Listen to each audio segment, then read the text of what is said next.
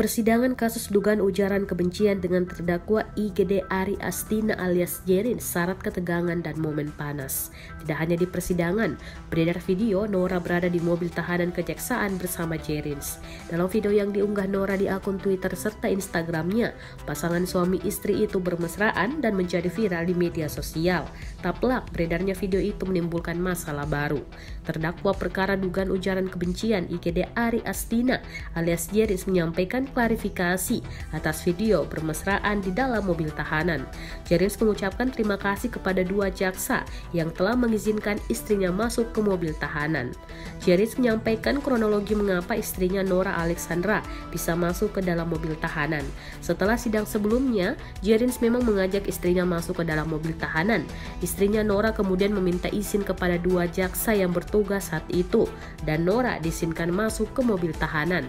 Atas kebaikan hati dua jaksa yang mengizinkan istrinya masuk ke mobil tahanan, Jerins pun kembali menyatakan terima kasih. Pihak Kejaksaan Tinggi Bali pun langsung menanggapi dan diduga ada kelalaian dalam hal pelaksanaan SOP pengamanan persidangan.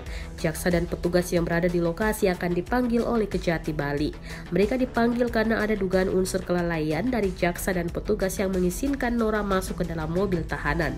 Langkah selanjutnya sesuai arahan dan Kepala Kejati Bali dan Wakajati Bali untuk segera melakukan evaluasi terhadap peristiwa itu.